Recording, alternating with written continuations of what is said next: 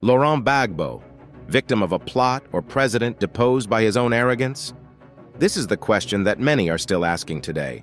Why did France, which had close ties with Côte d'Ivoire, refuse to support Gbagbo during the post-election crisis of 2010? And above all, what are the implications of this decision for the political future of Côte d'Ivoire?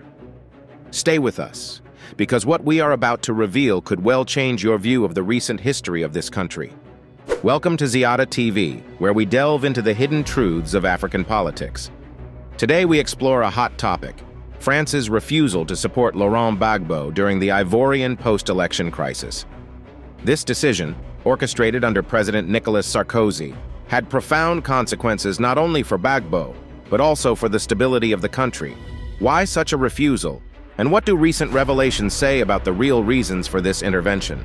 We will decipher it all, from Robert Bourgi's shocking revelations to the current controversy surrounding President Alassane Ouattara.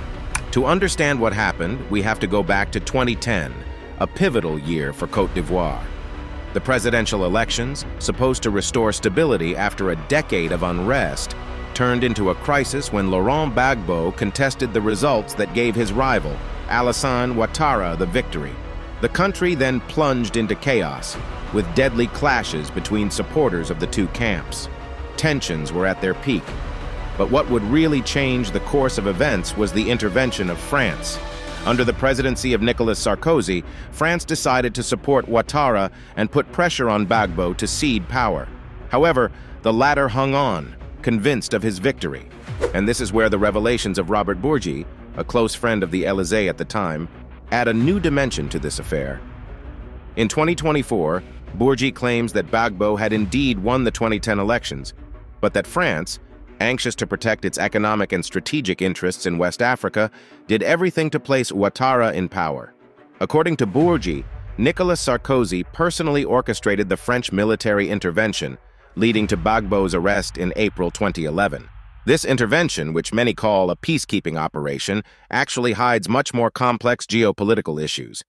After his arrest, Gbagbo was transferred to the International Criminal Court, ICC, to stand trial for crimes against humanity. His detention lasted nearly 8 years, a period marked by a lengthy trial, until he was finally acquitted in 2019. The ICC judges concluded that the evidence against him was insufficient, a dramatic turn of events that called into question the entire narrative surrounding the 2010 crisis. Laurent Gbagbo was exonerated. But the story does not end there. In 2021, Gbagbo returned to Côte d'Ivoire, greeted by crowds of supporters who still regard him as their legitimate leader. His return marked a new phase in Ivorian politics.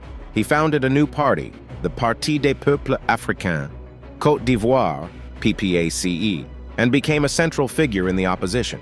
Meanwhile, Alassane Ouattara remains in power after a controversial third term in 2020, made possible by a constitutional revision that drew fierce criticism.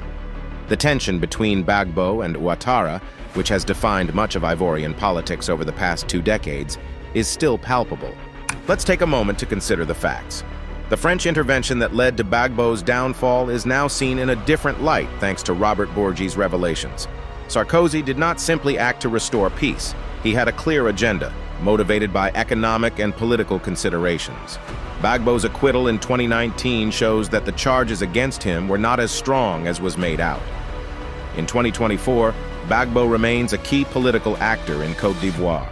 His voice criticizes Ouattara's economic policies, which he accuses of favoring an elite to the detriment of the people. On the other hand, Ouattara's supporters argue that his third term has helped maintain stability in the country and foster sustained economic growth. They see Gbagbo as an outdated leader whose return could reignite dangerous divisions. But the facts are there. Ivorian politics in 2024 are still marked by a deep polarization, inherited from this power struggle between Gbagbo and Ouattara. In conclusion, France's refusal to support Gbagbo in 2010 and his arrest orchestrated by Sarkozy have repercussions that are still felt today. France's role, far from neutral, has helped shape the political destiny of Côte d'Ivoire. Today, in 2024, Côte d'Ivoire remains a divided country, with Gbagbo as a figure of resistance and Ouattara criticized for his exercise of power. So what do you think about all this? Should France have supported Gbagbo? And how do you see the future of Côte d'Ivoire with these two figures still at the center of the political scene? Tell us in the comments, and don't forget to subscribe to Ziada TV for more analysis on African politics.